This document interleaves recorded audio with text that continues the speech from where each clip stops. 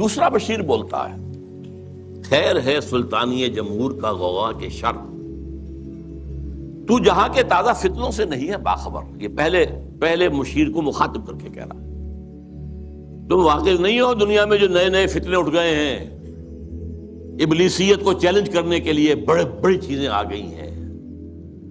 اب یہ سلطانی جمہور کا زمانہ آ رہا ہے. ہم نے تو ملوکیت بنائی تھی، بادشاہت بنائی تھی، امپیریلزم بنائی تھی. یہ کیا ہوا ہے؟ یہ بادشاہت ختم ہو رہی ہے، یہ فرینچ ریولوشن آ چکا ہے. یہ کیا ہو رہا ہے؟ سلطانی جمہور، خیر ہے سلطانی جمہور کا غوغا کے شر، تو جہاں کے سارا فتنوں سے نہیں ہے باخبر. اس کے جواب میں پہلا مشیر جو کچھ کہہ رہا ہے، میں سمجھتا ہوں یہ ماسٹر پیس ہے اس نظم کا حصہ. میں ہوں باخبر، میں جانتا ہوں، مجھے بے خبر نہ سمجھو. مگر میری جہاں بینی بتاتی ہے مجھے، میں یہ پوری دنیا کو میں نے دیکھا بھالا ہے، سمجھا ہے، سمجھایا ہے، وہ مجھے بتاتی ہے جو ملوکیت کا ایک پردہ ہو کیا اس سے خطر. یہ تو ملوکیت کا ایک پردہ ہے. یہ جمہور کی حاکمیت وہی گند ہے، وہی شرک ہے، وہی کفر ہے، وہی خباثت ہے، وہی غلاظت ہے جو ایک فرد کی حاکمیت. کیا فرق پڑا؟ Why do you fear؟ ہمیں کون چیلنج کر رہا ہے اس میں؟ جس نے خدا کی بات کی ہے. مگر میری جہاں بینی بتاتی ہے مجھے جو ملوکیت کا ایک پردہ ہو کیا اس سے خطر. ہم نے خود شاہی کو پہنایا ہے جمہوری لباس، جب ذرا آدم ہوا ہے خود شناس و خود نگر. یہ تو ہم نے خود بادشاہت کو یہ جمہوری لبادہ اڑا دیا ہے، اس لیے کہ اب انسان ذرا خود شناس ہو گیا ہے، کچھ اپنی حیثیت بھی سمجھنے لگا ہے، سیلف امپورٹنس، سیلف کانشسنس، خود نگر، اپنے حقوق کی بھی نگرانی چاہتا ہے. میں بھی کچھ ہوں، صرف بادشاہی تو نہیں ہے. اچھا بھائی لڑو، ایک لبادہ اڑا دو، سب کے سروں کے اوپر وہ گندگی تھوڑی تھوڑی بانٹ کے رکھ دو. اور اس وقت یہ ہے کہ یہ خود شناسی اور خود نگری یہ محمد کی ادا کرتا ہے صلی اللہ علیہ وسلم. یہ خلیفہ راشد نمبر 2 ہیں حضرت عمر فاروق، جن کا تاریخی جملہ ہے ایک صوبے کے گورنر نے، غالباً ایران کے گورنر نے، حضرت سعد بن ابی وقاص تھے غالباً، انہوں نے اپنے مکان کے باہر ڈیوڑی بنا دی اور ایک پہرے دار کھڑا کر دیا. اب یہ تو نہیں کہ ہر وقت کوئی آئے اور ملنے کے لیے تیار ہو، آخر گورنر ہے، اس کا بھی کوئی پرائیویسی ہوتی ہے ٹائم ہے. پرچہ نویس ہوتے تھے، انہوں نے خبر بھیج دی حضرت عمر کو کہ سعد نے یہ کام کیا ہے. آپ نے خط دے کر ویلچی کو بھیجا اور کہا پہلے جا کر اس ڈیوڑی کو آگ لگا دینا اور پھر میرا یہ خط دینا. اور خط میں کیا لکھ؟ انسانوں کو ان کی ماں نے آزاد جنا تھا، تم کون ہوتے انہیں اپنا غلام بنانے کے لیے؟ Who are you؟ تم نے انہیں اپنا غلام بنا لیا. یہ حریت.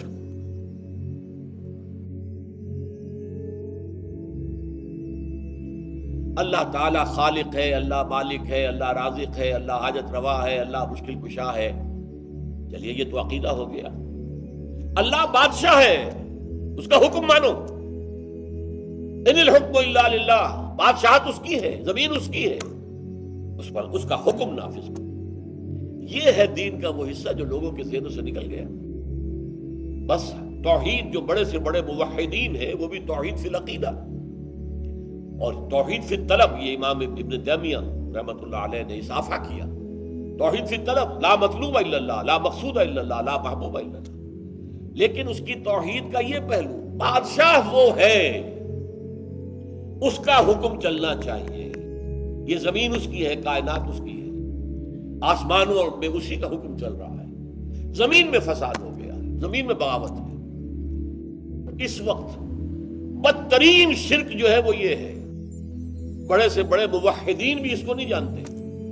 وہ زیادہ سے زیادہ بات کریں گے تو وہی جو ہمارے اسلاف نے باتیں کی ہیں. قبر پرستی شرک ہے، کسی کو پکارنا، دعا کرنا سوائے اللہ کے، کسی بھی نبی کا نام لے کر دعا کرنا، کسی ولی اللہ کا دعا کرنا، یہ شرک ہے. یہ تو مان لیں گے. لیکن یہ کہ اس وقت ہیومن سوورنٹی سب سے بڑا شرک. اس کے بعد حضرت یوسف ایک قدم اور آگے بڑھتے ہیں اور اب وہ ذرا کھل کر جاہلیت کے افکار اور اوہام پر تنقید فرماتے ہیں۔ اس کو چھوڑ کر تم جن کی بندگی کر رہے ہو وہ اس کے سوا کچھ نہیں ہیں کہ بس چند نام ہیں جو تم نے اور تمہارے آباء و اجداد نے رکھ لیے ہیں۔ اللہ نے ان کے لیے کوئی سند نازل نہیں کی۔ یہ ارباب خواہ وہ انسانوں میں سے ہوں یا غیر انسان ہوں، مثلاً فرشتے، ارواح اور شیاطین، یا دوسری کائناتی قوتیں جو اللہ کے تابع ہیں، یہ کسی معنی میں بھی رب نہیں ہیں، اور نہ ان کو حقیقت ربوبیت میں سے کوئی حقیقت حاصل ہے، کیونکہ حق ربوبیت اور مقام ربوبیت صرف اللہ کو حاصل ہے اور وہی اس کا سزاوار ہے، کیونکہ وہی خالق ہے اور اسی کے کنٹرول میں تمام مخلوقات زندہ رہ رہی ہیں۔ لیکن مختلف جاہلیتوں میں لوگوں نے خود اپنی طرف سے بعض قوتوں کو رب کے نام سے موسوم کر دیا ہے۔ یہ رب حقیقی کی صفات کو ان نام نہاد ارباب کی طرف منسوب کرتے ہیں، جبکہ در حقیقت ان کے اندر نہ صفات موجود ہیں اور نہ ان کو رب حقیقی کی طرح کسی پر قہر اور غلبہ حاصل ہے۔ اب حضرت یوسف علیہ السلام ان کے غلط عقائد پر آخری ضرب لگاتے ہیں اور بتاتے ہیں کہ اصل سلطنت کا حقدار و سزاوار کون ہے، کون اس بات کا مستحق ہے کہ اس کی اطاعت کی جائے، کون اس بات کا حقدار ہے کہ اس کی بندگی کی جائے، فقط اس کی۔ فرما روائی کا اقتدار اللہ کے سوا کسی کے لیے نہیں ہے۔ اس کا حکم ہے کہ خود اس کے سوا تم کسی کی بندگی نہ کرو۔ یہی ٹھیٹھ سیدھا طریقے زندگی ہے، مگر اکثر لوگ جانتے نہیں ہیں۔ حکم اور حاکمیت صرف اللہ کے لیے ہے۔ حاکمیت خاصہ خدائی ہے، اس لیے اللہ کے سوا کوئی اور حاکم ہو ہی نہیں سکتا۔ اللہ کے سوا کوئی اور شخص اگر اللہ کے اس حق میں کوئی دعوے داری کرے گا تو اس کا مقدمہ خدا تعالیٰ کے ساتھ ہوگا، چاہے اللہ کے سوا حاکمیتی کا دعویٰ کرنے والا کوئی فرد واحد ہو یا کوئی طبقہ ہو یا کوئی جماعت یا کوئی امت یا سب کے سب لوگ ہوں یا کوئی عالمی ادارہ ہو، اور جو شخص اللہ کے بالمقابل اپنی حاکمیتی کا مدعی ہوگا وہ گویا کفر کا ارتکاب کرے گا، اور یہ اس کی جانب سے واضح کفر ہوگا، اور یہ آیت اس پر نص صریح ہے۔ اب کوئی شخص کس طرح اللہ کے بالمقابل دعوی الوہیت کر سکتا ہے؟ کسی بھی صورت میں اگر کوئی دعویٰ کرے گا تو مدعی کافر اور دائرہ اسلام سے خارج ہوگا، چاہے وہ فرعون کی طرح دعویٰ کرے اور کہے انا ربکم الاعلی، یا وہ کہے ما علمت لکم من الہ غیری، یا وہ اسلامی شریعت کو نظام حکمرانی سے خارج کر دے، یا وہ یہ فیصلہ کر دے کہ حکمرانی اور قانون سازی کا مرجع اللہ کے سوا کوئی اور ہوگا، اگرچہ وہ فرد ہو یا انسانوں کا کوئی مجموعہ ہو۔ اسلامی نظام میں امت مسلم ہی حاکم کا انتخاب کرتی ہے اور کسی شخص کو حاکمیت کا اختیار دیتی ہے، اور وہ یہ اختیارات استعمال کرتا ہے، لیکن وہ اپنے اختیارات شرعی حدود کے اندر استعمال کر سکتا ہے۔ اسلامی نظام میں کوئی شخص یا کوئی ادارہ مصدر قانون سازی اور مصدر حاکمیت نہیں ہوتا۔ حاکمیت اور قانون سازی کا اختیار صرف اللہ کو حاصل ہوگا۔ بے شمار مسلم مفکرین حق حاکمیت کے استعمال اور مصدر حاکمیت کے درمیان فرق نہیں کرتے۔ اصل حقیقت یہ ہے کہ تمام انسان حق حاکمیت کے مالک نہیں ہیں۔ حق حاکمیت صرف اللہ کو حاصل ہے۔ جہاں تک انسانوں کا تعلق ہے تو ان کی ڈیوٹی صرف یہ ہے کہ اللہ نے جو نظام، قانون اور دستور متعین فرما دیا ہے، انسان صرف اس کے نافذ کرنے والے ہیں۔ لیکن جو دستور اور قانون اللہ نے نہیں بنایا اس کی کوئی قانونی حیثیت نہیں ہے، اور اس کی قانونی حیثیت کچھ بھی نہیں ہے۔ حضرت یوسف علیہ السلام اس بات کی دلیل بھی بیان کر رہے ہیں۔ اس دلیل کو ہم تب ہی سمجھ سکتے ہیں جب ہم لفظ عبادت کے مفہوم کو اچھی طرح سمجھ لیں، اسی طرح جس طرح عرب اسے سمجھتے تھے۔ عبد کا مفہوم عربی میں ہے، یعنی تابع ہوا، ताबे फरमान हुआ और किसी के सामने झुका और जलील हुआ। आगाज़ इस्लाम में इबादत का मफ़हूम भी मरासिम अबूदियत और परस्तिश ना था, इसलिए कि जब सबसे पहले ये आयात नाजिल हुई तो उस वक्त मरासिम अबूदियत फ़र्ज़ ही न थे। ये नमाज, रोज़ा, हज और ज़कात और जिहाद बाद में फ़र्ज़ हुए। इब्तदा में इबादत का लफ्ज़ अपने लुग़वी मफ़हूम में इस्तेमाल हुआ था, जो बाद में इस्तिलाही मफ़हूम में इस्तेमाल हुआ। इब्तदा में इस लफ्ज़ का मफ़हूम ये था कि सिर्फ़ अल्लाह की इताअत की जाए, सिर्फ़ अल्लाह के सामने झुका जाए, सिर्फ़ अल्लाह के अहकाम माने जाएं। इन अहकाम का ताल्लुक़ इबादात के मरासिम से हो या इखलाकी उमूर से, इन तमाम शोबों पर लफ्ज़ इबादत का इतलाक़ होता था। इसके मफ़हूम में इताअत और बंदगी शामिल थी, जिसके बारे में अल्लाह का हुक्म था कि उसके सिवा किसी की इताअत और बंदगी ना की जाएगी। जब हम इबादत के इस मफ़हूम को मालूम कर लें तो फिर हमारी समझ में ये बात आ जाती है कि यूसुफ़ अलैहिस्सलाम ने कहा हुक्म अल्लाह का है, इसलिए इबादत और बंदगी और इताअत भी सिर्फ़ उसी की है।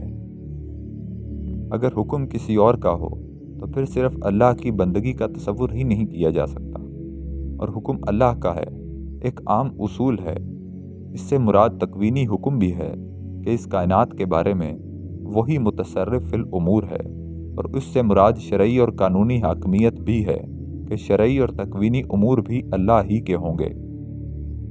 मैं इस बात को दोबारा दोहराता हूँ कि जो शख्स हाकमियत के हक़ में अल्लाह के बरखिलाफ़ दावेदारी करता है वो दीन इस्लाम से खारिज है, और इसके बारे में इस्लाम का हुक्म वाज़े और लाजमी है कि ये दरअसल बदतरीन शिर्क और कुफ्र बवा सरीह कुफ्र है।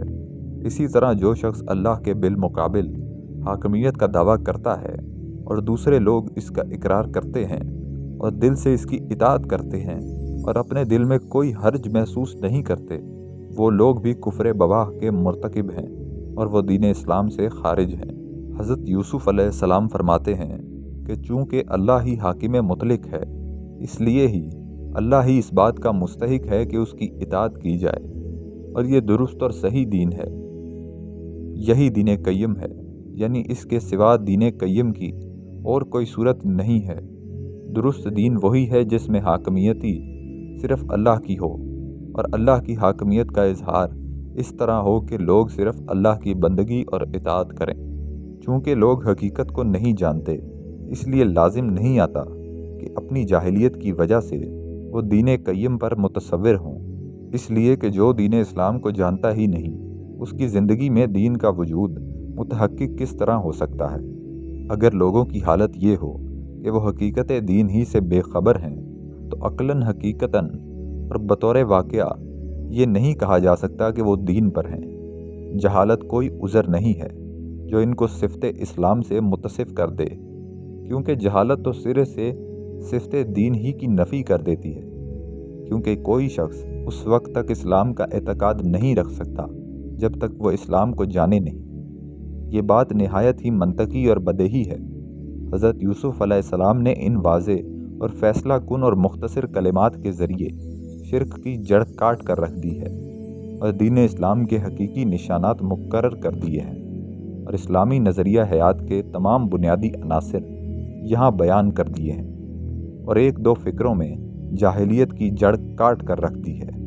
दुनिया में तागूती निज़ाम कायम ही तब होता है जब वो अल्लाह से हक़ हाकमियत छीन ले और लोगों से अल्लाह के बजाय अपनी अताअत कराए, यानी लोग अल्लाह की शरीयत और कानून के बजाय उसकी शरीयत के मुती फरमान हों, और वो तागूती सोच, तागूती कानून और तागूती अहकाम और इताअत राइज कर दें। इसके सिवा तागूत कायम ही नहीं हो सकता। तागूती निज़ाम कायम ही तब होता है जब दीन इस्लाम दुनिया से गायब हो जाए, जब लोगों के दिलो दिमाग में ये अकीदा रासिख हो कि अल्लाह के सिवा और हाकिम और मुता नहीं है, और तमाम मामलाते ज़िंदगी में इंसानों ने सिर्फ़ अल्लाह की इताअत करना है, तो उस वक्त तागूती निज़ाम कायम ही नहीं होता। यहाँ हज़रत यूसुफ़ अलैहिस्सलाम अपना हकीकी दर्स और तालीम ख़त्म फरमा देते हैं, और इस तकरीर को इलाहों के इब्तदा में कैदियों की मुराद और मतलब से मरबूत कर दिया था। यही वजह है कि अब हम اپنے اصل موضوع کی طرف آتے ہیں تاکہ قیدیوں کے سوال کا جواب بھی دے دیں۔ اللہ کی قانونی حاکمیت۔ ان وجوہ سے قرآن فیصلہ کرتا ہے کہ اطاعت خالصتاً اللہ کی اور پیروی اسی کے قانون کی ہونی چاہیے۔ اس کو چھوڑ کر دوسروں کی یا اپنی خواہشات نفس کی پیروی ممنوع ہے۔ اے محمد صلی اللہ علیہ وسلم، یہ کتاب ہم نے تمہاری طرف برحق نازل کی ہے، لہٰذا تم اللہ ہی کی بندگی کرو، دین کو اسی کے لیے خالص کرتے ہوئے۔ خبردار، دین خالص اللہ کا حق ہی رہے۔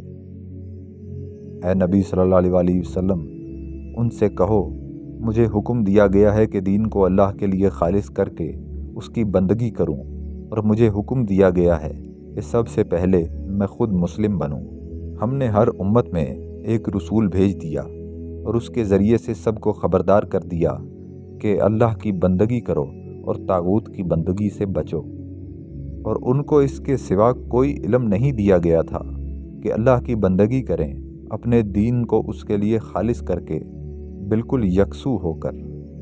لوگوں، جو کچھ تمہارے رب کی طرف سے تم پر نازل کیا گیا ہے اس کی پیروی کرو، اور اپنے رب کو چھوڑ کر دوسرے سرپرستوں کی پیروی نہ کرو۔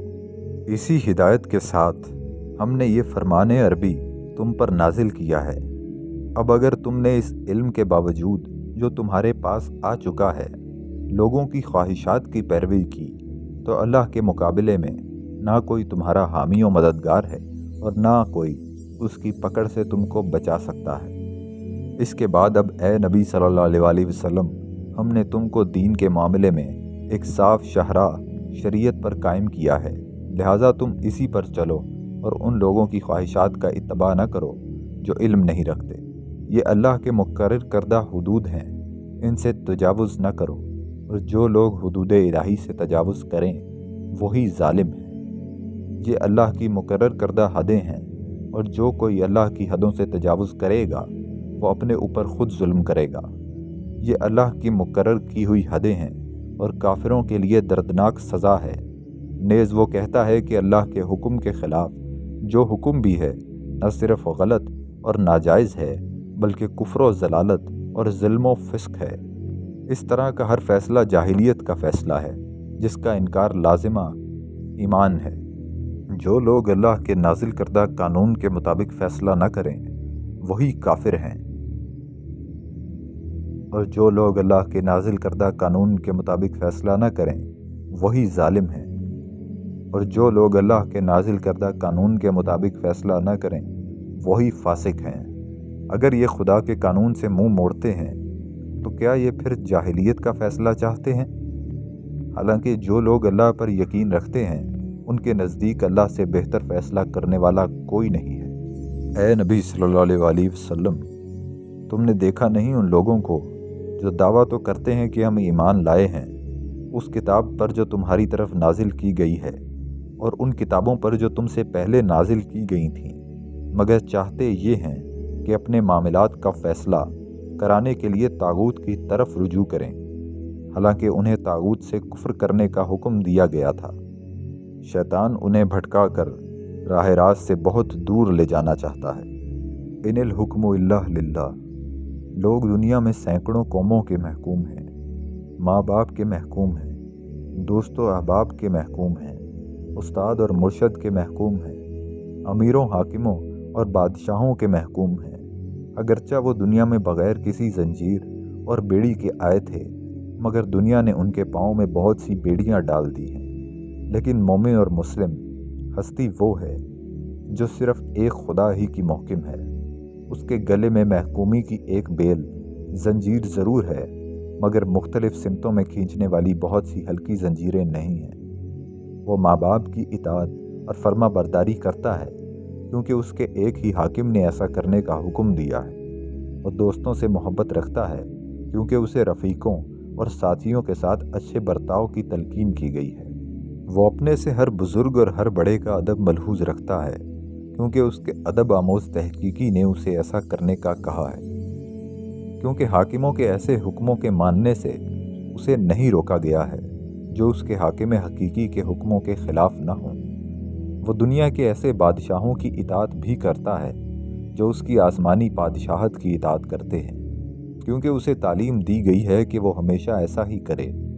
लेकिन ये सब कुछ जो वो करता है तो इसलिए नहीं करता कि उन सब के अंदर कोई महकिम ढूंढता फिरे और उनको झुकने की जगह पाए। वो बादशाहों और हाकिमों का हुक्म भी समझता है, बल्कि सिर्फ इसलिए कि इत्लाआत एक ही के लिए हैं और वो हुक्म एक ही का है। जब उस एक ही हुक्म देने वाले ने इन सब बातों का हुक्म दिया तो ज़रूर है कि खुदा के लिए उन सब बंदों को भी माना जाए और अल्लाह की इताअत की खातिर वो उसके बंदों का भी तबाह हो जाए। बस फिल हकीकत दुनिया में हर इंसान के लिए बेशुमार हाकिम और बहुत ही झुकाए वाली कौमें हैं, लेकिन मोमिन के लिए सिर्फ एक ही है, उसके सिवा कोई नहीं। वो सिर्फ उसके आगे झुकता है और सिर्फ उसी को मानता है। उसकी पेशानी के बुझने की चौखट एक ही है और उसके दिल की ख़रीदारी के लिए भी एक ही ख़रीदार है। वो अगर दुनिया में किसी दूसरी हस्ती की बात करता भी है तो सिर्फ उसी एक के लिए, इसलिए उसकी बहुत सी इताअतें भी उस एक ही इताअत में शामिल हो जाती है।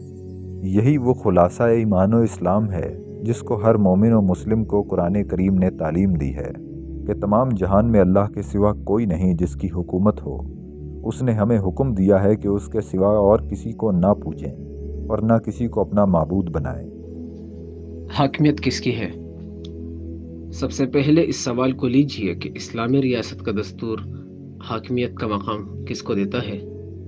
इसका कतई और नातिक जवाब कुरान से हमें ये मिलता है कि हाकिमियत हर माने में अल्लाह ताला की है।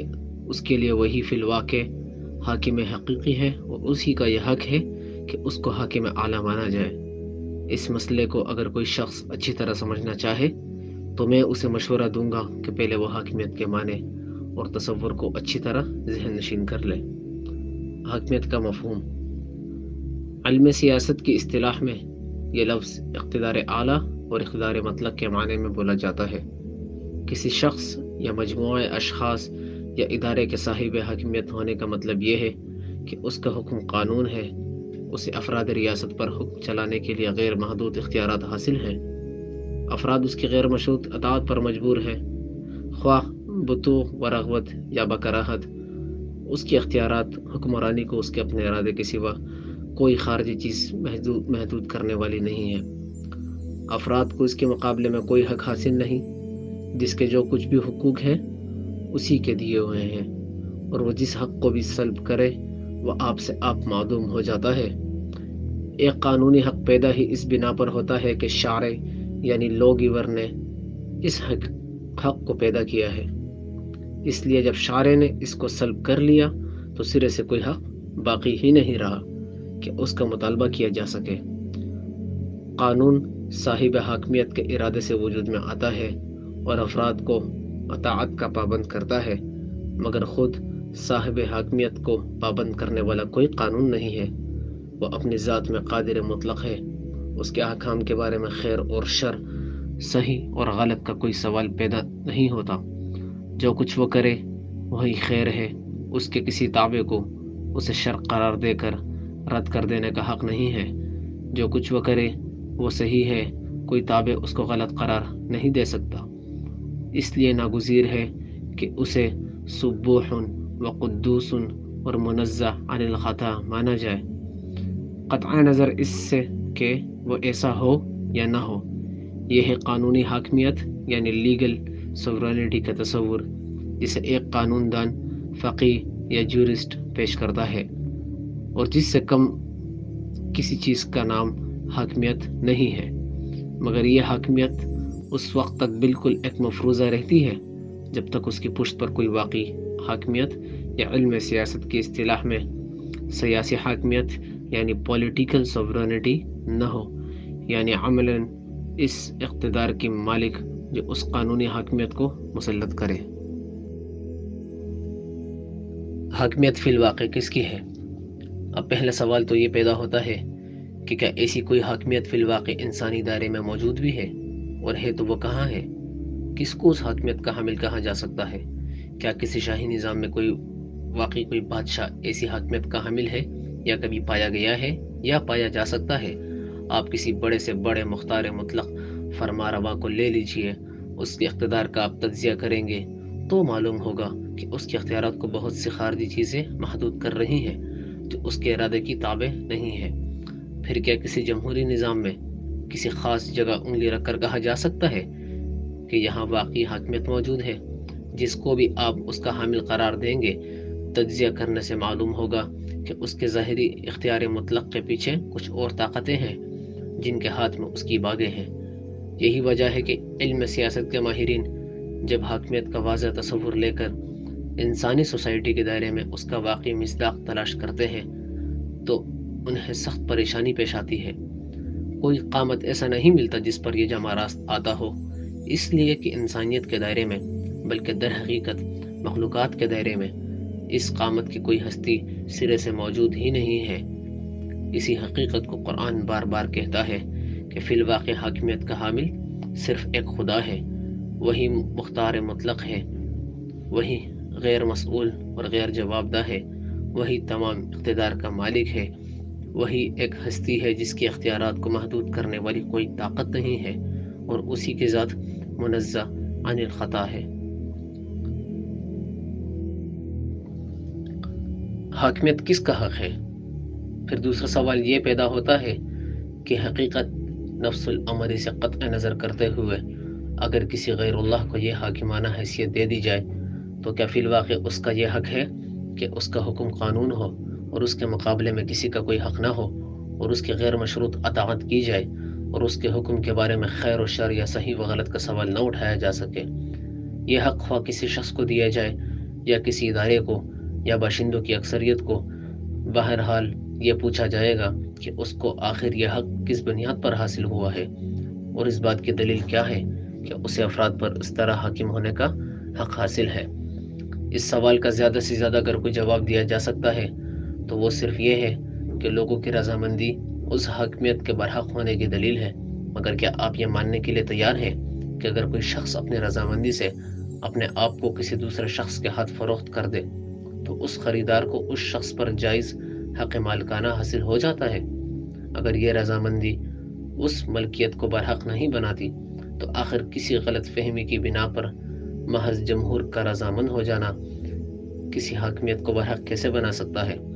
قرآن اس گتھی کو بھی یہ کہہ کر سلجھا دیتا ہے کہ اللہ کی مخلوق پر کسی مخلوق کو بھی حکم چلانے کا حق نہیں ہے۔ یہ حق اللہ کو حاصل ہے اور اس بنا پر حاصل ہے کہ وہی اپنی مخلوق کا خالق ہے۔ ترجمہ: خبردار، خلق اسی کی ہے اور امر بھی اسی کے لیے ہے، اور یہ ایک ایسی معقول بات ہے جسے کم از کم وہ لوگ تو رد نہیں کر سکتے جو خدا کو خالق تسلیم کرتے ہیں۔ حاکمیت کس کی ہونی چاہیے؟ پھر تیسرا سوال پیدا ہوتا ہے کہ اگر بالفرض حق اور باطل کی بحث کو نظر انداز کر کے حاکمیت کا یہ منصب کسی انسانی اقتدار کو دے بھی دیا جائے تو کیا اس میں انسانیت کی بھلائی ہے؟ انسان، خواہ وہ کوئی ایک شخص ہو یا کوئی طبقہ یا کسی قوم کا مجموعہ، بہرحال حاکمیت کی اتنی بڑی خوراک ہضم نہیں کر سکتا کہ اس کو افراد پر حکم چلانے کے لیے غیر محدود اختیارات حاصل ہوں اور اس کے مقابلے میں کسی کا کوئی حق نہ ہو اور اس کے فیصلے کو بے خطا مان لیا جائے۔ اس طرح کے اختیارات جب بھی کسی انسانی اقتدار کو حاصل ہوں گے، ظلم ضرور ہوگا، معاشرے کے اندر بھی ظلم ہوگا اور معاشرے کے باہر دوسرے ہمسایہ معاشروں پر بھی ظلم ہوگا۔ فساد اس بندوبست کی فطرت میں مضمر ہے، اور جب کبھی انسانوں نے زندگی کا یہ ہنجار اختیار کیا ہے، فساد رونما ہوئے بغیر نہیں رہا ہے، اس لیے کہ جس کی فی الواقع حاکمیت نہیں ہے اور جس کو حاکمیت کا حق بھی حاصل نہیں ہے، اسے اگر مصنوعی طور پر حاکمیت کا مقام حاصل ہو جائے تو وہ اس منصب کے اختیارات کبھی صحیح طریقے سے استعمال نہیں کر سکتا۔ یہی بات ہے جسے قرآن ان الفاظ میں بیان کرتا ہے کہ ترجمہ: جو لوگ اللہ کے نازل کردہ قانون کے مطابق فیصلے نہ کرے وہی ظالم ہے۔ اللہ کی قانونی حاکمیت ان وجوہ سے اسلام میں یہ قطعی طور پر طے کر دیا گیا ہے کہ قانونی حاکمیت اسی کی مانی جائے جس کی واقعی حاکمیت ساری کائنات پر قائم ہے اور جسے انسانوں پر بھی حاکمیت کا لا شریک حق حاصل ہے۔ اس بات کو قرآن میں اتنی بار بیان کیا گیا ہے کہ اس کا شمار مشکل ہے، اور اتنے زور کے ساتھ بیان کیا گیا ہے کہ اس سے زیادہ پرزور الفاظ کسی بات کو بیان کرنے کے لیے ہو نہیں سکتے۔ مثال کے طور پر ایک جگہ فرمایا، ترجمہ: حکم اللہ کے سوا کسی کے لیے نہیں، اس کا فرمان ہے کہ خود اس کے سوا تم کسی کی بندگی و اطاعت نہ کرو، یہی صحیح طریقہ ہے۔ دوسری جگہ فرمایا، ترجمہ: پیروی کرو اس قانون کی جو تمہاری طرف تمہارے رب کی جانب سے نازل کیا گیا ہے، اور اسے چھوڑ کر دوسرے سرپرستوں کی پیروی نہ کرو۔ تیسری جگہ خدا کی اس قانونی حاکمیت سے انحراف کرنے کو صریح کفر سے تعبیر کیا گیا ہے۔ ترجمہ: اور جو لوگ اللہ کے نازل کردہ قانون کے مطابق فیصلے نہ کریں وہی کافر ہیں۔ اس آیت سے صاف معلوم ہوتا ہے کہ اللہ کی قانونی حاکمیت تسلیم کرنے ہی کا نام ایمان و اسلام ہے، اور اس سے انکار قطعی کفر ہے۔ رسول اللہ صلی اللہ علیہ وسلم کی حیثیت دنیا میں اللہ کی اس قانونی حاکمیت کے نمائندے انبیاء علیہم السلام ہیں، یعنی جس ذریعے سے ہم کو یہ معلوم ہوتا ہے کہ ہمارے شارع یعنی لوگ ور کا ہمارے لیے کیا حکم اور کیا قانون ہے، وہ ذریعہ انبیاء ہے، اور اسی بنا پر اسلام میں اللہ تعالیٰ کے حکم کے تحت ان کی بے چھو و چارہ اطاعت کا حکم دیا گیا ہے۔ قرآن میں آپ دیکھیں گے خدا کی طرف سے جو نبی بھی آیا ہے اس نے یہی اعلان کیا ہے کہ ترجمہ: بس اللہ سے ڈرو اور میری اطاعت کرو، اور قرآن اس بات کو بطور ایک قطعی اصول کا بیان کرتا ہے کہ ترجمہ: ہم نے جو رسول بھی بھیجا ہے اسی لیے بھیجا ہے کہ اللہ کے اذن سے اس کی اطاعت کی جائے۔ ترجمہ: جو رسول کی اطاعت کرے اس نے دراصل اللہ کی اطاعت کی، حتیٰ کہ قرآن کسی ایسے شخص کو مسلمان ماننے سے انکار کرتا ہے جو اختلافی امور میں رسول اللہ صلی اللہ علیہ وسلم کو آخری فیصلہ دینے والی اتھارٹی تسلیم نہ کرے۔ ترجمہ: بس نہیں تیرے رب کی قسم، وہ ہرگز مومن نہ ہوں گے جب تک کہ اپنے اختلاف میں تجھے فیصلہ کرنے والا نہ مان لے، پھر جو فیصلہ تو کرے اس پر اپنے دل میں کوئی تنگی بھی محسوس نہ کرے بلکہ سر بسر تسلیم کر لے۔ پھر وہ کہتا ہے، ترجمہ: اور کسی مومن مرد اور عورت کو یہ حق نہیں ہے کہ اللہ اور رسول صلی اللہ علیہ وسلم جس کسی معاملے میں فیصلہ کر دے تو ان کے لیے پھر خود اپنے معاملے میں فیصلہ کرنے کا اختیار باقی رہ جائے، اور جو اللہ اور اس کے رسول کی نافرمانی کرے وہ کھلی گمراہی میں پڑ گیا۔ اس کے بعد یہ شبہ کرنے کی کوئی گنجائش ہی باقی نہیں رہتی کہ اسلام میں قانونی حاکمیت خالصتاً اور کلیتاً اللہ اور اس کے رسول صلی اللہ علیہ وسلم کی ہے۔ اللہ ہی کی سیاسی حاکمیت اس اہم ترین دستوری مسئلے کا فیصلہ ہو جانے کے بعد یہ سوال باقی رہ جاتا ہے کہ پھر سیاسی حاکمیت پولیٹیکل سوورنٹی کس کی ہے؟ اس کا جواب لا محالہ یہی ہے، اور یہی ہو سکتا ہے کہ وہ بھی اللہ کی ہے، کیونکہ انسانوں میں جو ایجنسی بھی سیاسی طاقت سے اللہ تعالیٰ کی قانونی حاکمیت کو نافذ یعنی انفورس کرنے کے لیے قائم ہوگی، اس کو کسی بھی طرح قانون اور سیاست کی اصطلاح میں صاحب حاکمیت سوورین نہیں کہا جا سکتا۔ ظاہر ہے کہ جو طاقت قانونی حاکمیت نہ رکھتی ہو اور جس کے اختیارات کو پہلے ہی ایک بالاتر قانون نے محدود اور پابند کر دیا ہو، جسے بدلنے کا اسے اختیار نہ ہو، وہ حاکمیت کے حامل تو نہیں ہو سکتی۔ اب اس کی صحیح پوزیشن کس لفظ سے ادا کی جائے، اس سوال کو تو قرآن ہی نے حل کر دیا ہے۔ وہ اسے لفظ خلافت سے تعبیر کرتا ہے، یعنی وہ بجائے خود حاکم اعلیٰ نہیں ہے بلکہ حاکم اعلیٰ کی نائب ہے۔ جمہوری خلافت، اس نیابت کے لفظ سے آپ کا ذہن ذل اللہ اور پاپائیت اور بادشاہوں کے خدائی حقوق یعنی divine rights of the king کی طرف منتقل نہ ہو جائے۔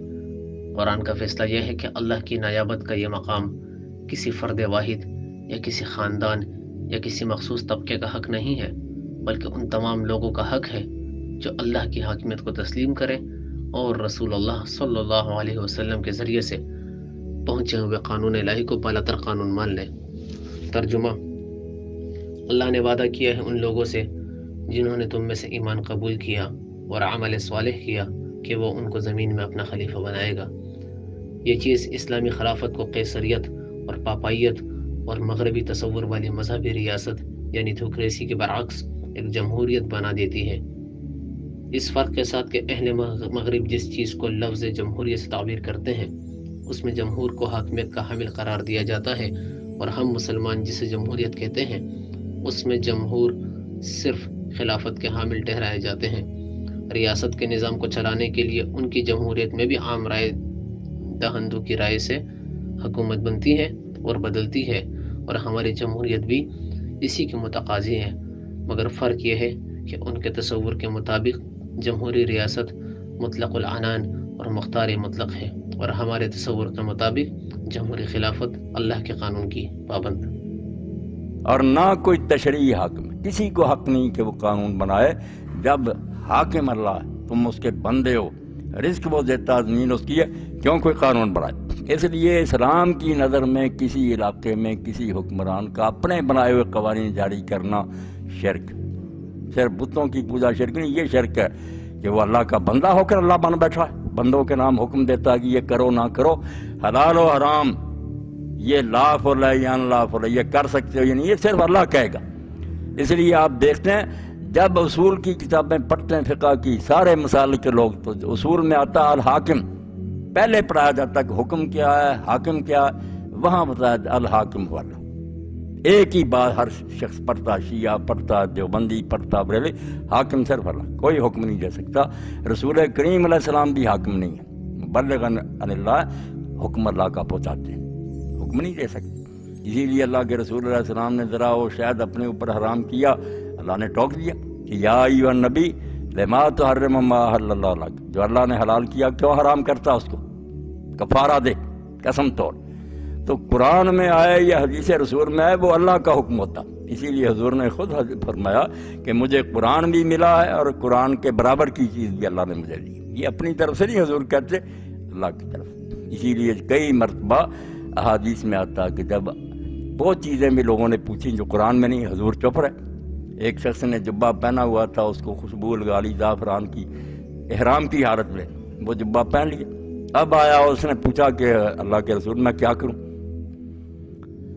تو رسول کریم خاموش ہو گئے۔ اور حضرت عمر رضی اللہ عنہ ایک صحابی کو کہتے رہتے تھے کہ حضور پر حالت طاری ہوتی ہوئی، اس وقت بلایا کیا یار تو دیکھنا چاہتا، حضور علیہ السلام پر وہ حالت طاری ہو، کافی دیر تک نہ غنود کی کے بعد آپ نے فرمایا کہ بھائی تیرے مسئلے کا حل کہ یہ جبہ اتار دے، خوشبو اچھی طرح دھو دے اور بس اللہ سے معافی مانگ، خوشبو کی نہیں استعمال کی جاتی۔ تو یعنی احادیث میں بھی جو کچھ آتا ہے وہ بھی وہی ہوتی ہے، قرآن میں وہ درج ہو جائے یا رسول اللہ کی زبان سے۔ حضور علیہ السلام نے ایک موقع پر بار بار کہا کہ لوگوں جو شہید ہو جاتا ہے اس کے سارے گناہ معاف ہو جاتے ہیں، پھر فرمایا تیسری مرتبہ علت دین، قرض نہیں معاف ہوتا، اور کہا ابھی جبریل علیہ السلام آئے، انہوں نے کہا یا رسول اللہ صاحب وضاحت کریں کہ شہید ہونے سے بندوں کے حقوق نہیں ختم ہوں گے۔ تو اس لیے اسلام میں حاکم اللہ، یہ ہے توحید کہ کوئی حکومت نہیں کرتا، نہ حضرت عمر کرتے ہیں، نہ ابو بکر کرتے ہیں، دوسروں کی تو کیا مجال، کوئی نہیں، حکم نافذ کرتے ہیں۔ اسی لیے حضرت ابو بکر صدیق رضی اللہ عنہ کہتے ہیں انما انا متبع لست بمبتدع، میں حکم نکال نہیں سکتا نیا، جو ملے ہوئے حکم ہے ان کی پیروی کرے۔ یہ فرق ہے اسلامی حکومت میں اور غیر اسلامی حکومت میں۔ مسلمانوں کی حکومت ہو سکتی ہے کہ کلمہ گو ہیں وہ حکومت کر رہے ہیں، وہ کافروں کی حکومت نہیں، مسلمانوں کی، مگر وہ اسلامی نہیں۔ اسلامی حکومت وہ ہے جہاں کتاب و سنت کا راج ہے، کوئی شخص کوئی حکم نہیں دے سکتا، اور اگر دے تو ادنا آدمی اٹھ کر کہہ دے، جیسے حضرت عمر رضی اللہ تعالیٰ نے ممبر پر کہا، بڑی مناسب بات تھی کہ لوگ جو تھے نا وہ زیادہ مہر باندھنے لگے، بچیوں کا ادا نہیں کر سکتے۔ آپ نے، اور میں بہتر سمجھتا ہوں کہ ایک حد مقرر کر دوں کہ اس سے کوئی تجاوز نہ کرے، سب لوگ اتنا مہر باندھیں۔ تو عورتوں کی طرف سے ایک عورت اٹھ کھڑی، اس نے کہا عمر قرآن مجید میں سورہ النساء میں اللہ نے کہا آتیتم احداہن قنطارا، کہ اگر تم سونے کا ڈھیر بھی مہر میں دے دو تو اگر طلاق ہو تو پھر واپس نہیں لے سکتے۔ سونے کا ڈھیر کہا اللہ نے، قنطار، تم کون حد مقرر کرنے والے؟ تو حضرت عمر رضی اللہ عنہ اتنے بڑے باجبروت خلیفہ، کتنی شان و شوکت، موروثی وقت سر خم کری، کہا رجل اخطا و اصابت مرد، عورت نے ٹھیک کہا، مرد غلطی کا۔ اس لیے یہ قرآن جو ہم پڑھ رہے ہیں اب، وہ بات تھوڑی یہی ہے کہ ہم منت سماجت کر رہے ہیں، 10 آدمی اکٹھے ہیں سن رہے ہیں، مگر کوئی نہیں، اس پیچھے پہ حکومت کا زور نہیں ہے۔ یہی بات اگر ڈی سی اور ایس پی کہہ رہا ہوتا سارے کام جاتے۔ صدر مملکت کہتا کہ یہ میں نہیں کر، اللہ کا حکم ہے، میری طاقت صرف اس کو نافذ کرنے کے لیے، میں منوا کر چھوڑوں گا، قرآن کا رعب ہوتا ہے۔ تو قرآن کیا ہے، علامہ اقبال رحمۃ اللہ نے بہت پیارے انداز میں سمجھایا، یہی 2-3 شعر جو ہے نا ہر مجلس میں جب قرآن کی محفل سنایا جائے یہی کافی کہ یہ ملا حضرات ان کو یاد کر لیں اور بتائیں قرآن کہتا کیا۔ موت کا پیغام ہر نوع غلامی کے لیے، کسی قسم کی غلامی، اقتصادی غلامی کے سرمایہ دار لوگوں کو غلام بنا کر رکھتے ہیں، سیاسی غلامی، مذہبی غلامی کے ملا اور جو اپنے گرفت میں رکھنا چاہتے ہیں، ہر قسم کی غلامی کے لیے موت کا پیغام ہے کہ یہ ساری غلامیاں ختم کرو، ان کے تختے اٹھ دو۔ موت کا پیغام ہر نوع غلامی کے لیے، نے کوئی فغفور و خاکاں نے فقیر رہنشی۔ اسلامی سلطنت میں نہ کوئی فٹ پاتھ پر بیٹھنے والا کنگال ہوتا ہے اور نہ چین کے حکمرانوں کی طرح خاکان اور فغفور یہاں ہوتے، کوئی نہیں ہوتا کافر بادشاہوں کی طرح۔ حکمران بھی ایک ادنا آدمی کی طرح ہوتا، پیدل چل رہا ہوتا، سواری نہیں ہوتی، بلکہ ہو سکتا ہے رعیت کے آدمیوں کے پاس بہتر سواری اور وہ بیچارہ پھٹے کپڑے پہنے پھرے۔ حضرت عمر رضی اللہ، یہاں فغفور اور خاکان نہیں ہوتے، نہ کوئی فقیر رانشی ہوتا۔ اور کہتا پھر سرمایہ دار جو ہوتے ہیں وہ ایسے نہیں ہوتے کہ بنگلوں میں رہ رہے ہیں، کاروں میں جا رہے ہیں، دیکھ رہے ہیں غریب بیچارہ روٹی کے لیے بھوکا منت سماج کر رہا، ترس ہی نہیں آتا۔ وہ کہتا نہیں، کرتا ہے دولت کو ہر آلودگی سے پاک و صاف۔ جن کے پاس ہوتا ہے وہ مال، ان کو بھی یہ سمجھا دیتا کہ یہ تمہارا نہیں، تم امانت دار ہو، یہ تمہارے پاس جو ہے نا امانت ہے اللہ کی، اور حق ہے ان کا جو کما نہیں سکے۔ فی اموالہم حق للسائل والمحروم، تجھے اللہ نے ذرا زیادہ قابلیت دے دی ثواب کمانے کے لیے کہ تو محنت کر کے ثواب کما سکے، کمائے خود دے دے دوسروں کو۔ منعموں کو مال و دولت کا بناتا ہے، اور پھر کہتے ہیں اس سے بڑا انقلاب کو ہوگا، اس سے بڑھ کر اور کیا، فکر و عمر کا انقلاب، بادشاہوں کی نہیں اللہ کی ہے یہ زمین۔ آخر میں یہ نقطہ سمجھا دیا، کوئی نہ کہا کہ یہ ملک میرا، تیرے باپ کا نہیں، یہ ملک اللہ کا، تو اس کا ایک بندہ ہے، بندہ بن کر رہ، اور نہیں بنے گا تو ہم گریبان سے پکڑ کر بنا رہے ہیں کہ بندہ بن کر رہنا پڑے گا۔ حضرت عمر رضی اللہ تعالیٰ نے ایک موقع پر کہا اگر میں ٹیڑھا ہو جاؤں میرا کیا کرو گے؟ امتحان کرنا چاہا کہ امت مر چکی ہے یا ابھی وہ جذبہ باقی ہے جو اللہ کے رسول پیدا کر گئے کہ ہر شخص آزاد، ہر شخص کو پوچھے کہ کیوں ہو رہا، تو یہ کہا کہ اگر میں ٹیڑھا ہو جاؤں کیا کرو؟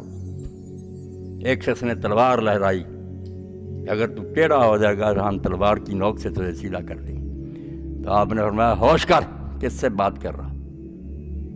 جانچنے کے لیے اس نے کہا جانتا ہوں میں، تو وہی عمر ہے جس کو عمر بھی نہیں لوگ کہتے تھے، عمرو، تو بکریاں اپنے باپ کی طرح کرتا تھا، خطاب کے اونٹ، اور شام کو آتا تیرا باپ ڈانگ سے تیرا حال ٹھیک کرتا، تو وہی عمر ہے۔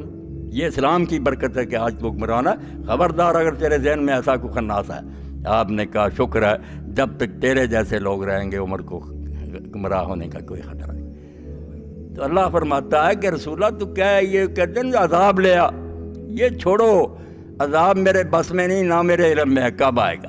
وہ تو آئے گا اپنے وقت میں۔ جو کام کی بات ہے جو میں تمہیں بتا رہا ہوں، سب کی غلامیاں چھوڑو، ایک اللہ کے غلام ہو جاؤ، اس کے سوا کوئی حاکم نہیں۔ فاستقیموا الیہ، اب اللہ کو ماننے کا ریاض صاحب کی بات کہ اللہ کو ماننے کا پھر تقاضا کیا؟ یہی کیا کہ رہ جاؤ کہ لا الہ الا اللہ؟ نہیں، فاستقیموا الیہ، اب پھر بالکل اس کی طرف سیدھے رخ کر لو، ہر طرف سے منہ موڑ لو، نہ اپنی مرضی کرو، نہ معاشرے کو دیکھو، نہ لوگوں کو دیکھو کدھر یہ بھیڑ جا رہی ہے، جو وہ کہتا ہے نا منہ سیدھا خدا کی طرف، اس کی طرف چلتے جانا، جو راستہ اس نے بتایا اس پر قائم۔ یہ نیکیوں کی بات ہے، مثبت پہلو کرنا کیا؟ استقامت، جمے رہنا دین پر، اور منفی پہلو کرنا کیا نہیں ہے؟ واستغفروا، جو غلطیاں ہوئی ہیں ان کی معافی مانگو، غلطیوں کی معافی مانگو کہ یہ زہر کھا لیا ہم نے، اب ریمیڈی تلاش کرو کہ ایسا علاج کوئی حکیم صاحب دیں کہ یہ زہر ختم ہو جائے، گناہوں کی معافی، اور ساتھ جو ہے کہ سیدھے ہو جاؤ۔ وَوَيْلٌ لِّلْمُشْرِكِينَ، فرمایا تو نہیں مانیں گے اس حقیقت کو، اللہ کے ساتھ شریک کریں گے، ان کے لیے تباہی ہے، بربادی۔ بس اتنا ہی کہہ دینا کافی ہے کہ ان کی کمبختی ہے، اس دنیا میں بھی آخرت میں۔ یہی دین قیم ہے جس کی پیروی کا حکم دیا گیا ہے۔ اسلام نے یہ کہہ کر فی الحقیقت ان تمام ماسوا اللہ اطاعتوں اور فرما برداریوں کی بندشوں سے مومنوں کو آزاد کامل کر دیا، جن کی بیڑیوں سے تمام انسانوں کے پاؤں بوجھل ہو رہے تھے۔ اور اس ایک ہی جملے میں انسانی اطاعت اور پیروی کی حقیقت اس وسعت اور احاطے کے ساتھ سمجھا دی کہ اس کے بعد اور کچھ باقی نہ رہا۔ یہی ہے جو اسلامی زندگی کا دستور العمل ہے، اور یہی ہے جو مومن کے تمام اعمال و اقتصادات کی ایک مکمل تصویر ہے۔ اس تعلیم اللہ نے بتلا دیا کہ جتنی اطاعتیں، جتنی فرما برداریاں، جنینی وفاداریاں اور جس قدر بھی تسلیم و اعتراف ہے، صرف اسی وقت تک کے لیے ہے جب تک کہ بندے کی بات ماننے سے خدا کی بات نہ جاتی ہو، اور دنیا والوں کے وفادار بننے سے خدا کی حکومت کے آگے بغاوت نہ ہوتی ہو۔ لیکن اگر کبھی ایسی صورت پیش آ جائے کہ اللہ اور اس کے بندوں کے احکام میں مقابلہ آ پڑے، تو پھر تمام اطاعتوں کا خاتمہ، تمام عہدوں اور شرطیں کی شکست، تمام رشتوں اور نعتوں کا انقطاع اور تمام دوستیوں اور محبتوں کا اختتام۔ اس وقت نہ تو حاکم ہے، بادشاہ ہے، نہ باپ ہے، نہ بھائی ہے، سب کے آگے تمرد، سب کے ساتھ بغاوت، سب کے ساتھ انکار، سب کے سامنے سرکشی۔